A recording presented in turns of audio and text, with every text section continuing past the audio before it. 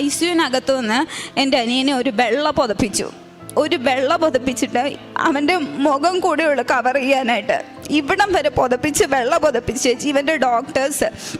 ഞാൻ ഇതിന്ന് ലിഫ്റ്റിൽ നിന്ന് ഇറങ്ങി കാണുന്നത് ഇവനെ ആ കിടക്കുന്ന സാധനത്തിൽ വെള്ള പുതപ്പിച്ച് പുറത്തോട്ട് കൊണ്ടുവന്ന രൂപവും ഞാൻ കാണുന്നത്. എന്ന് വെച്ചാൽ ഞാനാണെന്നുണ്ടെങ്കിൽ അടുത്ത് ചെന്നപ്പോൾ ഡോക്ടേഴ്സൊക്കെ മാറി നിൽക്കുക, കാരണം കഴിഞ്ഞു എന്നുള്ള രീതിക്ക് ഡോക്ടേഴ്സൊക്കെ മാറി നിൽക്കുക. എന്നിട്ട് ഞാൻ അടുത്ത് ചെന്നിട്ട് ഇവനെ വിളിച്ചു, ഉണ്ണീന്ന് വിളിച്ചു. ഒരു ചലനവും ഇല്ല, ഒരനക്കവും ഇല്ല, ഒന്നുമില്ല, ഒന്ന് അനങ്ങുന്ന പോലും ഇല്ല അവന്. എന്നുവെച്ചാൽ ഇവനെ ഞാൻ ചെല്ലപ്പേര് വിളിക്കും, ഇവനെ ഞാൻ സുന്ദരി എന്നായിരുന്നു വിളിക്കുന്നത്. എന്നുവെച്ചാൽ ഞാൻ ഇവൻ്റെ അടുത്ത് ഞാൻ പ്രാർത്ഥിക്കുമല്ല, മനസ്സിൽ പ്രാർത്ഥന വരുന്നില്ല. എൻ്റെ മാതാവേ, ഈ ഒരു രൂപം മാത്രമേ ഉള്ളൂ എൻ്റെ മനസ്സിൽ, വേറെ ഒന്നുമില്ല. എന്നിട്ട് ഞാൻ ചെന്ന് തോളയിൽ ഇവനിങ്ങനെ കിടക്കുക, ഞാൻ തോളയിൽ ഇങ്ങനെ പിടിച്ചിട്ട് ഞാൻ ചെവിയുടെ അടുത്ത് ചെന്നിട്ട് പറഞ്ഞു, എടി സുന്ദരി ഒന്ന് കണ്ണ് തുറക്കടി എന്ന് പറഞ്ഞു. ഇത്രയും ഞാൻ പറഞ്ഞോളൂ. ഞാൻ പറയുകയും ഇവൻ്റെ കൺപീലി അനങ്ങി, കൺപീലി വെട്ടി ഇവൻ്റെ ഇതാ സൈഡിൽ നിന്ന് ഡോക്ടർ കണ്ടു. ഡോക്ടർ ഓടി വന്നേച്ച് പറഞ്ഞു, വിളിക്ക് ഇനിയും വിളിക്കെന്ന് പറഞ്ഞു.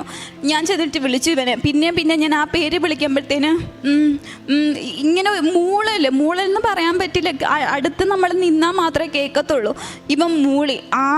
അപ്പം തന്നെ ഇവനെയും കൊണ്ട് നേരെ ഞാൻ കാണുന്നതെന്ന് പറഞ്ഞു കഴിഞ്ഞാൽ സിനിമയിലൊക്കെ ഞാൻ കണ്ടിട്ടുള്ളൂ. ഈ ജീവൻ പിടിച്ച് നിൽക്കാനായിട്ട് ഒരു സാധനം വെച്ച് ഇങ്ങനെ തേച്ച് നെഞ്ചത്തൂന്ന് ഇങ്ങനെ വലിച്ചെടുക്കുക ഇവൻ ഒന്ന് അനങ്ങാൻ വേണ്ടിയിട്ട്. എന്നിട്ട് ഇവനെയും കൊണ്ട് നേരെ അവർ വെന്റിലേറ്ററിലേക്ക് പോയ സമയത്ത് ഞാൻ ഡോക്ടറോട് ചോദിച്ചു, ഡോക്ടറെ എന്താ പറ്റിയെന്ന് ചോദിച്ചു. പറഞ്ഞു. അപ്പോൾ ഡോക്ടർ ഒന്നും പറഞ്ഞില്ല, കുഴപ്പമൊന്നുമില്ല, പോയ ആളാണ്. ഡോക്ടർ എന്നോട് ഇങ്ങനെ പറഞ്ഞ്, പോയ ആളാണ്, ആളെ ദൈവം തിരിച്ചു തന്നു എന്ന് നിങ്ങൾ വിചാരിച്ചാൽ മതി എന്ന് പറഞ്ഞു. എന്നിട്ട് കുറേ നേരം ഞാൻ അവിടെ ഇരുന്ന് പേര് ബിൻസി, വീട് പത്തനംതിട്ടയാണ്.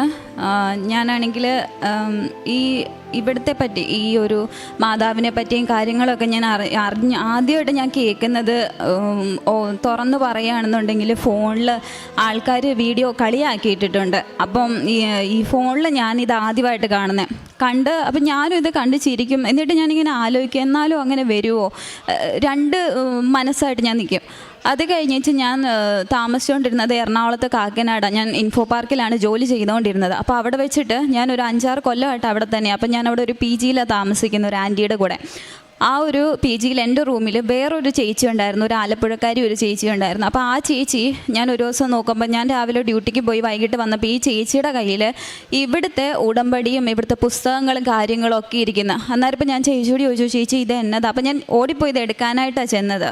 എടുക്കാൻ ചെന്നപ്പോൾ ചേച്ചി എന്നോട് പറഞ്ഞു, മോനെ അതിൽ നീ തൊടല്ലേ, അത് ഇങ്ങനെയാണ് സംഭവം. അപ്പോൾ ഞാൻ ചോദിച്ചു, അതെന്നാ എന്തോ സംഭവം എന്തുവാന്ന് ചോദിച്ചു. അപ്പോൾ ചേച്ചി എന്നോട് പറഞ്ഞു, ഇങ്ങനെ ഒരു സ്ഥലമുണ്ട്. അപ്പോൾ ഞാൻ പറഞ്ഞു, ഞാൻ ട്രോളി കാണാറുണ്ട്.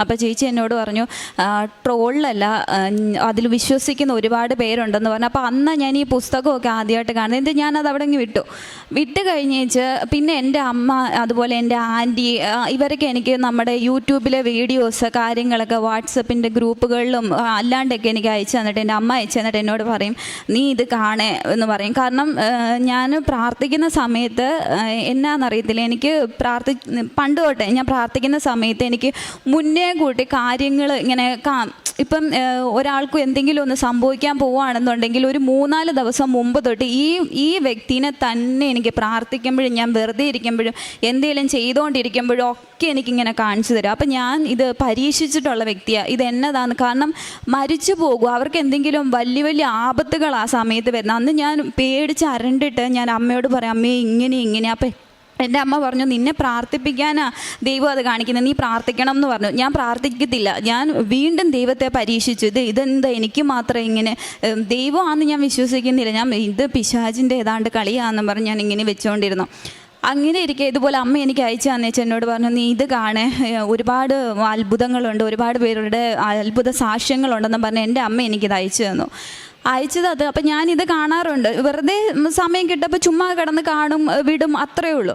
അങ്ങനെ ഇരിക്കെ ഒരു ദിവസം ഞാനിതുപോലെ ഞങ്ങൾക്ക് എറണാകുളത്തു നിന്ന് പോയി, എനിക്ക് വർക്ക് ഫ്രം ഹോം ആയിട്ട് ഞാൻ വീട്ടിലായ സമയത്ത് ഇതുപോലെ ഞാൻ പ്രാർത്ഥിച്ചുകൊണ്ടിരിക്കുമ്പോഴൊക്കെ എനിക്ക് ഇതെൻ്റെ അനിയനാണ്, സ്റ്റാലിൻ എൻ്റെ അനിയനാണ്. അപ്പം ഇവൻ അന്ന് ഇവിടെ ഇല്ല, ഇവൻ അബുദാബിയിലാണ്, അവൻ അബുദാബിയിൽ ഓയിൽ കമ്പനിയിൽ ജോലിയാണ്. അപ്പം ഇവൻ്റെ മുഖം എനിക്ക് ഇങ്ങനെ വരുന്ന സമയത്ത് ഞാൻ അമ്മയോടും പറയുന്നുണ്ട്, അമ്മേ എന്നതോ ഇവൻ്റെ കാര്യം ഇതുപോലെ വരുന്നുണ്ട്, എന്നാണെന്നറിയത്തില്ല, കാര്യം എന്നാണെന്നറിയത്തില്ല. എന്നാൽ അത് കഴിഞ്ഞ് 2 ദിവസം കഴിഞ്ഞപ്പോൾ അമ്മ ഇതുപോലെ എന്നോട് പറഞ്ഞു, മപ്പിന്ന് എന്നെ വിളിക്കുന്നത്, മപ്പി ഇതുപോലെ ഉണ്ണിക്ക് വയ്യ, ഇവനെ വീട്ടിൽ വിളിക്കുന്ന ഉണ്ണിക്ക് ഇതുപോലെ എന്നാണ്ട് വയ്യാന്ന്. അവിടെ എൻ്റെ കസിൻസൊക്കെ ഇവൻ്റെ കൂടെ, ഞങ്ങൾ കസിൻസ് എല്ലാവരും ഒരു കമ്പനിയിലായിട്ട് എല്ലാവരും അടുത്തടുത്ത് തന്നെയാണ്. അപ്പോൾ ഇതുപോലെ പറഞ്ഞു, ഉണ്ണിക്ക് എന്നാണ്ട് പ്രശ്നമാണ്, വയ്യാന്നിങ്ങനെ പറയുന്നുണ്ട്, അവൻ്റെ കൈക്കും കാലിനും പ്രശ്നമാണെന്ന് പറഞ്ഞു. അപ്പം ഞാനാണെങ്കിൽ ഇവനെ വീഡിയോ കോൾ ചെയ്യുന്ന സമയത്തൊക്കെ ഇവന് പ്രശ്നമുണ്ടെന്ന് ഇവനറിയാം, പക്ഷേ ഇത് നമ്മളെ കാണിച്ചാൽ നമുക്ക് വിഷമാവുമെന്ന് വിചാരിച്ച് വീഡിയോ കോൾ ചെയ്യുമ്പോൾ ഇവനിങ്ങനെ ഫോൺ ചരിച്ച് വെക്കത്തേ ഉള്ളൂ, നേരെ വെക്കത്തില്ല. ഇവൻ നമ്മളോട് പറഞ്ഞില്ല. അപ്പോൾ എൻ്റെ അച്ചാച്ചൻ അവിടെ ചെന്നിട്ട് അച്ചാച്ചൻ ഇതുപോലെ പറഞ്ഞു, പ്രശ്നമുണ്ട്, അവനിങ്ങനെ പ്രശ്നമുണ്ട്. അപ്പോൾ അമ്മ ഇതുപോലെ പറഞ്ഞു, മോനെ എത്രയും പെട്ടെന്ന് ആശുപത്രി പോകാൻ ഇവനെ വിളിച്ചിട്ട് ഇവൻ ആശുപത്രി പോകത്തില്ല. അന്നേച്ച് അച്ചാച്ചൻ നിർബന്ധിച്ച് ഇവനെയും കൊണ്ട് ആശുപത്രി പോയപ്പോൾ അപ്പോൾ സ്കാൻ ചെയ്തു. അബുദാബിയിൽ വെച്ച് നമ്മൾ അറിയുന്നത് ഇവനാണെന്നുണ്ടെങ്കിൽ തലയ്ക്കകത്തിൽ ട്യൂമറാണെന്ന് പറഞ്ഞു. അവിടുത്തെ ഡോക്ടർ പറഞ്ഞു തലയ്ക്കകത്ത് ട്യൂമറാ, ഇപ്പം തന്നെ ഇത് ഓപ്പറേഷൻ ചെയ്യണമെന്ന് പറഞ്ഞു. അപ്പം അവിടെ ആരും നോക്കാനില്ല, എല്ലാവരും ഡ്യൂട്ടി ഉണ്ട്. അച്ചാച്ചന്മാരൊക്കെ ആണെങ്കിലും അവർക്ക് ഡ്യൂട്ടിക്ക് പോകേണ്ട കാര്യമുണ്ട്, ഇവനെ നോക്കാം എങ്കിൽ പോലും നമ്മൾ നോക്കുന്നതിൻ്റെ അത്രയും വരത്തില്ല. ഞങ്ങൾ എന്തോ ചെയ്തു, ഇത് കേട്ടപ്പം വല്ലാണ്ടായിപ്പോയി, എന്നാ ചെയ്യണമെന്ന് അറിയാൻ പാടില്ല. എന്നുവെച്ചാൽ ഞങ്ങൾക്കൊരു ധൈര്യം ഉണ്ടായിരുന്നു, നമ്മൾക്ക് ചികിത്സിക്കാമല്ലോ എന്നുള്ളൊരു രീതിക്ക് നമ്മൾ എന്ത് ചെയ്തു, ഇവനെ അവിടെ നിന്ന് എക്സിറ്റ് ചെയ്തിട്ട് ഇങ്ങോട്ട് കൊണ്ടുവരാനായിട്ട് ശ്രമിച്ചു. എക്സിറ്റ് ചെയ്യാനായിട്ടുള്ള പ്രൊസീജിയറിന് വേണ്ടിയിട്ട് നമ്മൾ ഒരാഴ്ചയോളം പിന്നെയും താമസിച്ചു. അപ്പോൾ ആ ഡോക്ടർ പറഞ്ഞു ഇത് താമസിക്കാൻ പാടില്ല എന്ന് പറഞ്ഞു. എന്നേച്ച് ഞങ്ങൾ ഇവനെ ഒരാഴ്ചയ്ക്ക് ശേഷം ഇവനെ നാട്ടിൽ കൊണ്ടുവന്ന സമയത്ത് അതായത് ഇവൻ അസുഖമാകുന്ന സമയത്ത് അമ്മ ഇതുപോലെ വീട്ടിലാകെപ്പാട് ഭയങ്കര വിഷമമാണ്. കാരണം എന്നെക്കാളും 5-6 വയസ്സിന് ഇളയത് ഇവൻ കുഞ്ഞാണ്. അപ്പം ഞങ്ങൾക്ക് ആകെ വിഷമമായിപ്പോയി, എന്നാ ചെയ്യുമെന്നും അറിയത്തില്ല. നമ്മളെക്കൊണ്ട് ചികിത്സിക്കാം, പിന്നെ ദൈവം വിടുവിക്കണമല്ലോ. അപ്പം ഞാനിങ്ങനെ അതിനേക്ക് മുന്നോട്ട് എനിക്ക് മാതാവിൻ്റെ ഒരു സാന്നിധ്യം, ഞാനിങ്ങനെ രാത്രിയിൽ എൻ്റെ മുറിക്കകത്ത് ഞാൻ ഒറ്റയ്ക്ക് കൊന്ത ചൊല്ലുന്ന സമയത്ത് ഞാനിങ്ങനെ കേട്ടിട്ടുണ്ട്, മാതാവ് വരുമ്പോൾ മുല്ലപ്പൂവിൻ്റെ മണമാണെന്ന് ഞാൻ കേട്ടിട്ടുണ്ട്. അപ്പം ഞാനിങ്ങനെ കൊന്ത ചൊല്ലി ഇരിക്കുന്ന സമയത്ത് ഭയങ്കര മുല്ലപ്പൂവിൻ്റെ മണം, ഭയങ്കര മണം. അപ്പം ഞാനിതുപോലെ രാവിലെ എണീറ്റിട്ട് അമ്മയോടും ഒക്കെ ഞാനിതുപോലെ പറഞ്ഞു, ഇതുപോലെ അമ്മയെ ഞാൻ മാതാവ് വന്നെന്ന് തോന്നുന്നു, ഭയങ്കര മുല്ലപ്പൂവിൻ്റെ മണമായിരുന്നു എന്നൊക്കെ ഞാൻ പറഞ്ഞു. ഇവനെ എയർപോർട്ടിൽ നിന്ന് കൊണ്ടുവരാൻ പോകുന്നതിൻ്റെ 3 ദിവസം മുമ്പ്, അതായത് 6 മാസത്തേക്ക് മുന്നെയാണ് ഞാനിവിടെ വന്ന് ഉടമ്പടി എടുത്തത്. അപ്പോൾ 3 ദിവസം മുമ്പ് ഞങ്ങൾ പോയപ്പോൾ ഞാൻ കാണുന്നത്, ഇവിടുന്ന് പോയ എൻ്റെ അനിയനല്ല തിരിച്ചു വന്നിരിക്കുന്നത്. ഇവിടുന്ന് കൈക്കോ കാലിനോ കണ്ണിനോ ചെവിക്കോ ഒരു പ്രശ്നമില്ലാതെ ഒരു 21 വയസ്സുള്ള ഒരു കുഞ്ഞ് ഇവിടുന്ന് ദുബായിൽ പോയതുപോലെയല്ല, അബുദാബി പോയതുപോലെയല്ല അവൻ തിരിച്ചു വരുന്നത്. ഞാൻ കാണുന്നത് എൻ്റെ അനിയൻ വന്നപ്പോൾ അവൻ്റെ ഈ ഒരു സൈഡ്, ഇങ്ങേ സൈഡ് കോടിപ്പോയി, മുഖം ഒരു സൈഡിലേക്ക് കോടിപ്പോയി. അവന് ഈ കണ്ണിന് കാഴ്ചയില്ല, ഈ ചെവി കേൾക്കത്തില്ല, ഇവന് ഈ കൈ അനക്കത്തില്ല, ഈ കാലനക്കത്തില്ല. അവൻ മുടന്തി വരുന്നത്. അപ്പം എയർപോർട്ടിൽ നിന്ന് ഇവൻ വരുന്ന കാഴ്ചയെന്ന് പറഞ്ഞു കഴിഞ്ഞാൽ നമുക്ക് സഹിക്കാൻ പറ്റത്തില്ല. ഞാനുണ്ട്, എൻ്റെ അപ്പനുണ്ട്, അമ്മയുണ്ട്. ഞാൻ അപ്പം കരയാണ്ട് നിൽക്കും. അപ്പനും അമ്മയും കരഞ്ഞു പോയി, ഞാനും കൂടെ കരഞ്ഞ് ഞാൻ പിടിച്ച് നിൽക്കും. എന്നിട്ട് ഞാൻ മനസ്സിൽ ഞാൻ അമ്മ മാതാവിനെ വിളിച്ചു, എനിക്ക് ധൈര്യം തരണേന്ന്. എന്ന് ജീവൻ വന്ന് വണ്ടിയിൽ കയറി നമ്മളവിടെ നിന്ന് ഒരു പ്രൈവറ്റ് ഹോസ്പിറ്റലിൽ ട്രിവാൻഡ്രത്ത് ഇവൻ വന്ന് ഇറങ്ങുന്നത്. ഒരു ഹോസ്പിറ്റലിൽ കൊണ്ടുപോയപ്പോൾ അവിടുത്തെ ഡോക്ടർ ചെക്ക് ചെയ്തിട്ട് പറഞ്ഞു ഇവന് സ്ട്രോക്ക് വന്നതാണെന്ന് പറഞ്ഞു, മൈനർ സ്ട്രോക്ക് എന്തോ വന്നതാണെന്ന് ആൾ ചെക്ക് ചെയ്തിട്ട് പറഞ്ഞു. അപ്പോൾ എല്ലാവരും നമ്മളിവന് അസുഖമാണെന്ന് കസിൻസിനോട് എല്ലാവരോടും പറഞ്ഞപ്പോൾ എല്ലാവരും പറഞ്ഞു തിരുവനന്തപുരത്ത് ശ്രീചിത്ര എന്നൊരു ഹോസ്പിറ്റലുണ്ട്, ന്യൂറോയ്ക്ക് ഏറ്റവും ബെസ്റ്റ് ഹോസ്പിറ്റലാന്ന് പറഞ്ഞു. അപ്പം അവിടെ റെഫറൻസ് ഉണ്ടെങ്കിലൊക്കെ ഏറ്റതുള്ളൂ എന്ന് പറഞ്ഞു. നമ്മൾ ഈ പ്രൈവറ്റ് ഹോസ്പിറ്റലിൽ പോയപ്പം ആ ഡോക്ടർ നോക്കിയിട്ട് പറഞ്ഞു ഇവന് സ്ട്രോക്ക് വന്നതാണെന്ന് പറഞ്ഞു. അപ്പം ഞങ്ങൾ പറഞ്ഞു ഡോക്ടറെ ഞങ്ങൾക്ക് ആ ഒരു ഹോസ്പിറ്റലിലേക്ക് റെഫറൽ ചെയ്ത് തരാൻ പറഞ്ഞു. അപ്പോൾ രാവിലെ 5 മണിയായി. 5 മണി കഴിഞ്ഞു ഇവൻ വന്നപ്പം. എന്നുവെച്ച് ഡോക്ടർ റെഫറൽ തന്നേച്ച് ഞങ്ങൾ എന്ത് ചെയ്തു, ഇവനെയും കൊണ്ട് ശ്രീചിത്ര ഹോസ്പിറ്റലിൽ ചെന്ന സമയത്ത് ഡോക്ടേഴ്സ് ചെക്ക് ചെയ്തു. രാവിലെ പോകാൻ ഞങ്ങൾ പാതിരാത്രി 11:30 കഴിഞ്ഞു അവിടെ നിന്ന് ഇറങ്ങാൻ. ചെക്ക് ചെയ്ത് എടുത്ത് കഴിഞ്ഞപ്പോഴാണ് നമ്മൾ അറിയുന്നത്, ഞാനൊക്കെ എൻ്റെ ജീവിതത്തിൽ പോലും കേൾക്കാത്ത ഒരു അസുഖം, ക്യാവർനോമ എന്ന് പറഞ്ഞിട്ടൊരു അസുഖം. അതെന്താണെന്ന് ഞങ്ങൾക്ക് അറിയത്തില്ല. അപ്പം ഞങ്ങളിതുപോലെ ഡോക്ടറോട് ഞാൻ കയറിയിട്ട് ചോദിച്ചു, ഡോക്ടറെ ഇതെന്തുവാ സംഭവം, എന്താ ഇത്, എങ്ങനെയാണ്, ഇതെന്ത് പറ്റി, ഇവൻ എങ്ങനെ ഇത് വന്നു, ഇതെന്തുവാ സംഭവം എന്നാന്ന് പറയാൻ പറഞ്ഞു. അപ്പോൾ ഡോക്ടർ എന്നോട് പറഞ്ഞു, മോളെ ഇത് കുഞ്ഞുങ്ങൾക്ക് ചെറുപ്പത്തിൽ വരുന്ന ഒരു അസുഖമാണ്. തലച്ചോറ് തൊട്ടിട്ട് തലയ്ക്കകത്തിൽ വരുന്ന ഒരു അസുഖമാണ്. അതായത് തലയ്ക്കകത്തിൽ നമ്മളുടെ ഈ കുമ്മിള പോലെ, അതായത് മുന്തിരി കൊലകൾ പോലെ ഇങ്ങനെ ബ്ലഡ് അല്ലെങ്കിൽ വെള്ളം ഇങ്ങനെ ക്ലോട്ട് ചെയ്യും ഞരമ്പിനകത്ത്. അപ്പോൾ ഇവനത് വന്നത് മെയിൻ സ്ഥലത്താണ്. നമ്മുടെ തലയ്ക്കകം തൊട്ട് കാല് വരെ പോകുന്ന ഒരു മെയിൻ ഞരമ്പുണ്ട്. ആ മെയിൻ ഞരമ്പിൻ്റെ സൈഡിൽ തലച്ചോറിനകത്താണ് ഇവനിത് വന്നേക്കുന്നത്. അപ്പം ഈ രോഗമുള്ള കുട്ടിക്ക് ഒരു 22 വയസ്സൊക്കെ ആകുമ്പോൾ, 21-22 വയസ്സാകുമ്പോഴേ ഇതിൻ്റെ സിംറ്റംസ് പുറത്ത് കാണിക്കത്തുള്ളൂ. അപ്പോൾ ഇവൻ ആ പ്രായമായപ്പം ഇവൻ്റെ സിംറ്റംസ് പുറത്ത് വന്നത്. എന്ന് വെച്ചാൽ ഞാനാണെന്നുണ്ടെങ്കിൽ ഡോക്ടറോട് ഡോക്ടർ ഇത് എന്താ ചെയ്യും. അപ്പം ഈ അസുഖം വരുന്നതെന്ന് പറഞ്ഞാൽ 1000-1-2 പേർക്കേ വരത്തുള്ളൂ ഈ അസുഖം. അപ്പം ഡോക്ടർ എന്നോട് പറഞ്ഞു, മോളെ ഒരു 6 ആഴ്ചത്തേക്ക് നമുക്ക് ടാബ്ലറ്റ് കഴിച്ചിട്ട് നോക്കാം, എന്നിട്ട് കുറവില്ലെങ്കിൽ നമുക്ക് ഓപ്പറേഷൻ ചെയ്യാമെന്ന് പറഞ്ഞു. ശരിയെന്ന് പറഞ്ഞു. എന്നിട്ട് ഞാൻ എന്ത് ചെയ്തു, അവന് മെഡിസിനൊക്കെ മേടിച്ച് വെച്ച് ഞങ്ങൾ വീട്ടിലോട്ട് പോന്നു കഴിഞ്ഞേച്ച് ഒരിടത്ത് മാത്രം റെഫറൽ വേണ്ട, വേറെ എവിടത്തേലും ഒന്നും കൂടെ കാണിക്കാമെന്ന് പറഞ്ഞിട്ട് ഞങ്ങൾ എന്ത് ചെയ്തു, വേറെ അറിയപ്പെടുന്ന ഒരു ഹോസ്പിറ്റൽ പത്തനംതിട്ടയിൽ നമ്മൾ കൊണ്ടുപോയപ്പോൾ അവിടുത്തെ ഡോക്ടർ ഇവൻ എൻ്റെ അടുത്തിരിക്കുക, അമ്മ അപ്പുറത്തിരിക്കുക. എൻ്റെ അമ്മയാണെങ്കിൽ ഹാർട്ട് പേഷ്യൻ്റ്, അപ്പോൾ ആൾക്ക് ഒരുപാട് വിഷമമൊന്നും പറ്റത്തില്ല. അമ്മ അപ്പുറത്തിരിക്കുക, അപ്പനാണെന്നുണ്ടെങ്കിൽ വെളിയിൽ നിൽക്കുക, ആൾക്കിതൊന്നും കേൾക്കാൻ വയ്യാത്തതുകൊണ്ട് ആൾ വെളിയിൽ നിൽക്കുക വിഷമിച്ച്. ഡോക്ടർ എൻ്റെ മുഖത്ത് നോക്കിയിട്ട് ഇവൻ ഇരിക്കെ എന്നോട് പറയാം, ഞങ്ങൾ ഓപ്പറേഷൻ ചെയ്യുന്നതിന് കുഴപ്പമൊന്നുമില്ല, പക്ഷേ ഈ വ്യക്തി ഇനി എണീക്കത്തില്ല, ഒന്നെങ്കിൽ കോമയിലായിപ്പോവും, അല്ലെങ്കിൽ ശരീരം മൊത്തം തളർന്നു പോകും, അല്ലെങ്കിൽ 1% പോലും ഞങ്ങൾക്ക് ചാൻസ് ഇല്ല ഇവൻ രക്ഷപ്പെടുമെന്ന്, ഒരു ചാൻസും ഇല്ല എന്ന് പറഞ്ഞു. അതായത് ഫാക്റ്റായിട്ടുള്ള കാര്യം ഡോക്ടർ നമ്മളോട് വെട്ടി തുറന്ന് പറഞ്ഞു എന്നുള്ളതാണ് സത്യം. എന്ന് വെച്ചാൽ എനിക്ക് ഇവനും കേട്ടുപോയി, ഇവനും വല്ലാണ്ടായിപ്പോയി, അമ്മയായിപ്പോൾ കൊണ്ടുപോയല്ലോ എന്നായിപ്പോയി. എന്ന് വെച്ചാൽ ഞാൻ പറഞ്ഞു, ഇനി എങ്ങും കൊണ്ടുപോകണ്ട, കാരണം ന്യൂറോയിൽ ഏറ്റവും വലിയ ഹോസ്പിറ്റൽ അതെന്ന് വിചാരിച്ച് ഞങ്ങൾ 6 ആഴ്ച ഇവന് മരുന്ന് കൊടുത്തേച്ച് ഞാൻ ആ സമയത്ത് ഉടമ്പടി പ്രാർത്ഥന ചൊല്ലുന്നുണ്ട്, കാര്യങ്ങളൊക്കെ ചെയ്യുന്നുണ്ട്, എല്ലാം ചെയ്യുന്നുണ്ട്. പക്ഷേ ഡേ ബൈ ഡേ ഇവൻ നടക്കുന്നതും ഇവന് ശ്രദ്ധയില്ല, ഇവന് ഓർമ്മയില്ല, ഒന്നുമില്ല. അപ്പോൾ ഡേ ബൈ ഡേ ഇവൻ്റെ കണ്ടീഷൻ വേഴ്സ്റ്റ് ആയിക്കൊണ്ടിരിക്കുക. അപ്പം ഞാനിങ്ങനെ ആലോചിക്കുക, എൻ്റെ മാതാവേ, ഇനി എൻ്റെ ഭാഗത്തുള്ള എന്തെങ്കിലും തെറ്റുകൊണ്ടാണോ, ഞാൻ ഇനി ഇതെടുക്കാൻ യോഗ്യയില്ലാത്തതുകൊണ്ടാണോ എൻ്റെ അനിയനെ ഇങ്ങനെ ഒരു സ്റ്റേജിലേക്ക് കൊണ്ടുവന്നത്. അപ്പം ഞാനിങ്ങനെ ഉള്ളിൽ പ്രാർത്ഥിക്കുന്നുണ്ട്, ഞാൻ എന്തെങ്കിലും തെറ്റ് അറിഞ്ഞോ അറിയാതെയോ ഒക്കെ ചെയ്തു പോയിട്ടുണ്ടെങ്കിൽ എന്നോട് ക്ഷമിക്കണേ എന്ന് പറഞ്ഞ് പ്രാർത്ഥിക്കുന്നുണ്ട്. എന്നിട്ടൊന്നും ഇവന് ശരിയാകുന്നില്ല. അന്ന് വെച്ചാൽ ഒരു ദിവസം ഇവൻ ഞങ്ങളുടെ വീടിൻ്റെ സ്റ്റെപ്പേന്ന് ഉരുണ്ടടിച്ച് താഴെ പോയി. ഇവനോട് ഡോക്ടർ പറഞ്ഞിട്ടുണ്ട് ഞങ്ങൾ ആരും ഇല്ലാണ്ട് പോവരുതെന്ന് പറഞ്ഞിട്ടുണ്ട്, എങ്ങോട്ടും പോവരുതെന്ന്.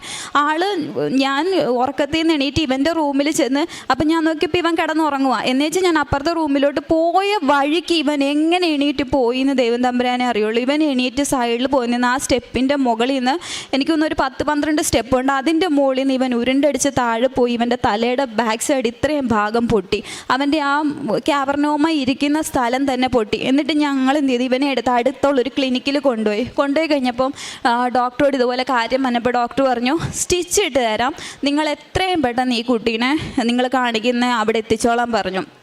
ഞങ്ങൾ എന്ത് ചെയ്തു, ഇവനെ കൊണ്ടുവന്നിട്ട് ആ വഴിക്ക് വന്ന് വീട്ടിലോട്ട് കയറി ആ വഴിക്ക് പോകുന്ന വഴിക്കെല്ലാം ഞാൻ മാതാവിനോട് നമ്മുടെ പ്രാർത്ഥന ചൊല്ലിക്കൊണ്ടിരിക്കുക, ജപമാല ചൊല്ലിക്കൊണ്ടിരിക്കുക.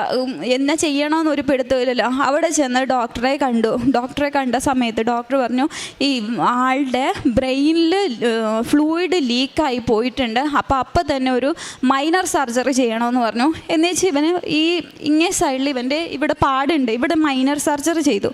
മൈനർ സർജറി ചെയ്തപ്പോഴത്തേക്കിന് ആളെ ഞാൻ നോക്കിയപ്പോൾ കുഴപ്പമില്ല. അപ്പോൾ എനിക്ക് പിന്നെ ഒരു വിശ്വാസം, അയ്യോ മാതാവ് സഹായിച്ചല്ലോ എന്നുള്ളൊരു വിശ്വാസമായി. അത് കഴിഞ്ഞ് രണ്ടാമത്തെ ദിവസമായപ്പോൾ വീണ്ടും ഇവൻ്റെ കണ്ടീഷൻ വേഴ്സ്റ്റ് ആവാനായിട്ട് തുടങ്ങി. വേഴ്സ്റ്റായിട്ട് ഞാൻ മുമ്പേ പറഞ്ഞതുപോലെ പ്രാർത്ഥിക്കുമ്പോൾ എനിക്കിങ്ങനെ കാണാൻ പറ്റുന്നുണ്ട്. അപ്പം ഞാനിങ്ങനെ പ്രാർത്ഥിക്കുമ്പോഴൊക്കെ ഞാൻ ഈ കാണുന്നത്, ഞാനൊന്ന് വർക്കിംഗ് ആണ്, വർക്ക് ഫ്രം ഹോമാണ്, ഡ്യൂട്ടി എടുക്കണം, ഡ്യൂട്ടിയിലാണ്. അപ്പനും അമ്മയോട് ഞങ്ങൾ തിരുവനന്തപുരത്ത് പോയിട്ട് തിരുവനന്തപുരത്ത് ഒരു വീടെടുത്ത് ഞങ്ങൾ താമസം തുടങ്ങി. ഇവനെ അത്രയും ദിവസം എടുക്കുമെന്ന് ഡോക്ടേഴ്സ് പറഞ്ഞപ്പോൾ എന്നിട്ട് ഞാനിങ്ങനെ കാണുന്നത് ഇവനാണെന്നുണ്ടെങ്കിൽ ഇങ്ങനെ കിടക്കുക കട്ടിൽ. എന്നിട്ട് ഒരുപാട് ഇവൻ്റെ പ്രായത്തിലുള്ള മക്കളിങ്ങനെ മരിക്കുക, ആക്സിഡൻറ്റിൽ മരിക്കുക, എവിടെ തിരിഞ്ഞാലും ഇങ്ങനെ മരിച്ച് കിടക്കുന്നത് പോലത്തെ ഒരു ഇതാണ് കാണുന്നത്. അന്നേരം ഇപ്പം എനിക്ക് ഉള്ളിൻ്റെ ഉള്ളിൽ ഭയമായി. കർത്താവെ, ഞാൻ അറിയാണ്ട് നിന്നെ പരീക്ഷിച്ചു പോയിട്ടുണ്ട്, ഇക്കാര്യത്തിൽ എന്നെ പരീക്ഷിക്കല്ലേ എന്ന് ഞാൻ ഉള്ളിൽ പ്രാർത്ഥിച്ചിട്ട് ഒക്കെ ഫോൺ എടുത്താലും ആൾക്കാർ വിളിക്കുന്നതും പറയുന്നതും ഒക്കെ ഈ മക്കൾ മരിച്ചു, ആക്സിഡൻറ്റിൽ മരിച്ചു, അതിൽ മരിച്ചു, ഇതിൽ മരിച്ചു. എന്നിട്ട് എൻ്റെ അപ്പൻ്റെ അനിയൻ്റെ ഭാര്യയുണ്ട്, ആൻറ്റി ഇവിടെ ഇരിപ്പുണ്ട്. അപ്പോൾ ആൻറ്റി ഇതുപോലെ ആൻറ്റി എന്നോട് പറയും, ആൻറ്റിയുടെ മോളുണ്ട്, ചെറിയ കൊച്ച, ഇവരൊക്കെ രാവിലെ തൊട്ട് തന്നെത്താൻ ഇങ്ങനെ കണ്ണിക്കൂടെ വെള്ളം പോയിക്കൊണ്ടിരിക്കുക. ആൻറ്റി എന്നോട് പറയും ഭയങ്കര വിഷമം എന്നോത്തിനാണെന്നറിയത്തില്ല, ഭയങ്കര വിഷമം, എന്നിട്ട് കരഞ്ഞുകൊണ്ടിരിക്കുക. അപ്പോൾ എനിക്ക് മനസ്സിലായി, കർത്താവേ, എന്നാണ്ട് ഒരു ആപത്ത് വരുന്നുണ്ട്, എൻ്റെ മാതാവേ, ഞാൻ എന്നാ ചെയ്യണമെന്ന് എനിക്ക് അറിയത്തില്ല എന്ന് പറഞ്ഞു. എന്നിട്ട് ഇവന് കൈയും അനങ്ങത്തില്ല, കാലും അനങ്ങത്തില്ല. അപ്പോൾ ഇവന് ഭക്ഷണം വാരി കൊടുക്കാൻ നമ്മൾ വേണം കയറി ചെല്ലാനായിട്ട്. അപ്പം ഞങ്ങൾ ഓരോ സമയത്ത് രാവിലെ അമ്മ പോയാൽ ഉച്ചയ്ക്ക് ഞാൻ പോകും, വൈകുന്നേരം ആകുമ്പോൾ അപ്പൻ പോകും. അപ്പോൾ അന്ന് എനിക്ക് ഒരുപാട് ഡ്യൂട്ടി ഉള്ളതുകൊണ്ട് എനിക്ക് അന്നത്തെ ദിവസം ഇവൻ്റെ അടുത്ത് പോകാൻ പറ്റിയില്ല. അപ്പോൾ അന്ന് വൈകുന്നേരം അമ്മയാണ് 3 സമയത്തും പോയി. അപ്പോൾ അമ്മ ഇതുപോലെ പറയുന്നുണ്ട്, എടി അവന് ഒന്നുമില്ല, അവനൊന്നും ആക്റ്റീവല്ല, അവനൊന്നും അനങ്ങുന്നില്ല, ഒന്നും പറയുന്നില്ല, എടുക്കുന്നില്ല, ഒരു ചലനവും ഇല്ല എന്ന്. ഞാൻ പറഞ്ഞു കുഴപ്പമില്ല അമ്മ, അവൻ മെഡിസിൻ്റെ ആയിരിക്കും, ഉറങ്ങുവാന്ന് വിചാരിച്ചു. എന്നിട്ട് അന്ന് വൈകുന്നേരം രാത്രിയിൽ ഭക്ഷണം കൊടുക്കാനായിട്ട് എന്നെ ICUവിലാണ് ICUവിൽ ഇവനെ കാണാനായിട്ട് കയറി ചെന്നു. ഇവനെ അമ്മയാണ് പോയത്. അമ്മേനെ ഞാൻ കയറ്റിവിട്ടു. അപ്പത്തേനും എൻ്റെ ഡ്യൂട്ടി കഴിഞ്ഞ് അമ്മ കയറിപ്പോയിക്കോ, ഞാൻ കുളിയൊക്കെ കഴിഞ്ഞിട്ട് വരാമെന്ന് പറഞ്ഞിട്ട് അമ്മേനെ ഞാൻ കയറ്റിവിട്ടു. അമ്മ അവിടെ ചെന്ന സമയത്ത് ഇവൻ ഒരു മരിച്ച് കിടക്കുന്ന ഒരു ഡെഡ് ബോഡി എങ്ങനെ കിടക്കണേ അതുപോലെ ഇവൻ കിടക്കുക. അമ്മ വിളിച്ചിട്ടും എടുത്തിട്ടും ഒന്നും അനക്കവും കാര്യങ്ങളും ഒന്നുമില്ല. അപ്പോൾ അമ്മ ഇതുപോലെ അവിടെ നിന്ന് പേടിച്ചരണ്ട എന്നെ വിളിച്ചിട്ട് പറഞ്ഞു, മമ്മി, മോനെ അനക്കമില്ലടി, ഓനോ ഒന്നുമേ അനങ്ങുന്നില്ല, ഒരു ചലനവും ഇല്ല. അതുവരെ എന്തെങ്കിലുമൊക്കെ പറയുന്ന ഒരു കുഞ്ഞ്, എൻ്റെ കയ്യിൽ വീഡിയോ സഹിതമുണ്ട്, ഞാൻ കാണിക്കാം നിങ്ങളെ. ഒരു അനക്കവും ഇല്ല, ചലനവും ഇല്ല. എന്നിട്ട് ഇവൻ്റെ നഖത്തിൻ്റെ ഈ സൈഡിൽ ഇതെല്ലാം നോക്കി. എന്നിട്ട് ഒരു നേഴ്സ് ചേച്ചി വന്നേച്ച് ഇവൻ്റെ കണ്ണിങ്ങനെ പൊളിച്ച് നോക്കിയെന്ന് പറഞ്ഞു. ഒരു ഡോക്ടർ ഇങ്ങനെ കണ്ണ് പൊളിച്ച് നോക്കിയേച്ച് കണ്ണ് അതേപോലെ അവർ അടച്ചു വെച്ചിട്ട് അമ്മയോട് പറഞ്ഞു, അമ്മ ഇറങ്ങിക്കോ എന്ന് പറഞ്ഞു. അമ്മ ഇറങ്ങി, എന്നിട്ട് വേറെ ആരെങ്കിലും വിളിക്കാൻ പറഞ്ഞു. കാരണം അമ്മയ്ക്ക് സങ്കടം. ഞാൻ ഓൾറെഡി ഡോക്ടേഴ്സിൻ്റെ അടുത്ത്, കാരണം ഇത്രയും ദിവസമായപ്പോൾ നമ്മൾ കൂട്ടായിട്ട് ഞാൻ ഡോക്ടറോട് പറഞ്ഞിട്ടുണ്ട്, അമ്മയോട് പറയല്ല അമ്മയ്ക്ക് ഹാർട്ടിന് പ്രശ്നമുണ്ടെന്ന്. എന്ന് വെച്ചാൽ അമ്മ ഇറങ്ങിയിട്ട് എന്നെ വിളിക്കുന്നത്. ഞാൻ കയറി ചെല്ലുന്ന സമയത്ത് ഞാൻ കാണുന്നത് ICUവിനകത്തു നിന്ന് എൻ്റെ അനിയനെ ഒരു വെള്ള പുതപ്പിച്ചിട്ട് അവൻ്റെ മുഖം കൂടെയുള്ള കവർ ചെയ്യാനായിട്ട് ഇവിടം വരെ വെള്ള പുതപ്പിച്ച് ഇവൻ്റെ ഡോക്ടേഴ്സ്. ഞാൻ ഇതിന്ന് ലിഫ്റ്റിൽ നിന്ന് ഇറങ്ങി കാണുന്നത് ഇവനെ ആ കിടക്കുന്ന സാധനത്തിൽ വെള്ള പുതപ്പിച്ച് പുറത്തോട്ട് കൊണ്ടുവന്ന രൂപവും ഞാൻ കാണുന്നത്. എന്ന് വെച്ചാൽ ഞാനാണെന്നുണ്ടെങ്കിൽ അടുത്ത് ചെന്നപ്പോൾ ഡോക്ടേഴ്സൊക്കെ മാറി നിൽക്കുക. കാരണം കഴിഞ്ഞു എന്നുള്ള രീതിക്ക് ഡോക്ടേഴ്സൊക്കെ മാറി നിൽക്കുക. എന്നിട്ട് ഞാൻ അടുത്ത് ചെന്നിട്ട് ഇവനെ വിളിച്ചു, ഉണ്ണീന്ന് വിളിച്ചു. ഒരു ചലനവും ഇല്ല, ഒരനക്കവും ഇല്ല, ഒന്നുമില്ല, ഒന്ന് അനങ്ങുന്ന പോലും ഇല്ല അവന്. എന്നുവെച്ച് ഇവനെ ഞാൻ ചെല്ലപ്പേര് വിളിക്കും. ഇവനെ ഞാൻ സുന്ദരി എന്നായിരുന്നു വിളിക്കുന്നത്. എന്നുവെച്ചാൽ ഞാൻ ഇവൻ്റെ അടുത്ത് ഞാൻ പ്രാർത്ഥിക്കുമല്ല, മനസ്സിൽ പ്രാർത്ഥന വരുന്നില്ല. എൻ്റെ മാതാവേ, ഈ ഒരു രൂപം മാത്രമേ ഉള്ളൂ എൻ്റെ മനസ്സിൽ, വേറെ ഒന്നുമില്ല. എന്നിട്ട് ഞാൻ ചെന്ന് തോളയിൽ ഇവനിങ്ങനെ കിടക്കുക. ഞാൻ തോളയിൽ ഇങ്ങനെ പിടിച്ചിട്ട് ഞാൻ ചെവിയുടെ അടുത്ത് ചെന്നിട്ട് പറഞ്ഞു, എടി സുന്ദരി, ഒന്ന് കണ്ണ് തുറക്കടി എന്ന് പറഞ്ഞു. ഇത്രയും ഞാൻ പറഞ്ഞുള്ളൂ. ഞാൻ പറയുകയും ഇവൻ്റെ കൺപീലി അനങ്ങി, കൺപീലി വെട്ടി ഇവൻ്റെ. ഇതാ സൈഡിൽ നിന്ന് ഡോക്ടർ കണ്ടു. ഡോക്ടർ ഓടി വന്നേച്ച് പറഞ്ഞു, വിളിക്ക്, ഇനിയും വിളിക്കെന്ന് പറഞ്ഞു. ഞാൻ ചെന്നിട്ട് വിളിച്ചു ഇവനെ. പിന്നെ ഞാൻ ആ പേര് വിളിക്കുമ്പോഴത്തേന് ഇങ്ങനെ മൂളെന്ന് പറയാൻ പറ്റില്ല, അടുത്ത് നമ്മൾ നിന്നാൽ മാത്രമേ കേൾക്കത്തുള്ളൂ. ഇവൻ മൂളി. അപ്പം തന്നെ ഇവനെയും കൊണ്ട് നേരെ ഞാൻ കാണുന്നതെന്ന് പറഞ്ഞു കഴിഞ്ഞാൽ സിനിമയിലൊക്കെ ഞാൻ കണ്ടിട്ടുള്ളൂ. ഈ ജീവൻ പിടിച്ച് നിൽക്കാനായിട്ട് ഒരു സാധനം വെച്ച് ഇങ്ങനെ തേച്ച് നെഞ്ചത്തൂന്ന് ഇങ്ങനെ വലിച്ചെടുക്കുക ഇവൻ ഒന്ന് അനങ്ങാൻ വേണ്ടിയിട്ട്. എന്നിട്ട് ഇവനെയും കൊണ്ട് നേരെ അവർ വെൻറ്റിലേറ്ററിലേക്ക് പോയ സമയത്ത് ഞാൻ ഡോക്ടറോട് ചോദിച്ചു, ഡോക്ടറെ എന്താ പറ്റിയെന്ന് ചോദിച്ചു. പറഞ്ഞു. അപ്പോൾ ഡോക്ടർ ഒന്നും പറഞ്ഞില്ല, കുഴപ്പമൊന്നുമില്ല, പോയ ആളാണ്. ഡോക്ടർ എന്നോട് ഇങ്ങനെ പറഞ്ഞ്, പോയ ആളാണ്, ആളെ ദൈവം തിരിച്ചു തന്നു എന്ന് നിങ്ങൾ വിചാരിച്ചാൽ മതി എന്ന് പറഞ്ഞു. എന്നിട്ട് കുറേ നേരം ഞാൻ അവിടെ ഇരുന്നു.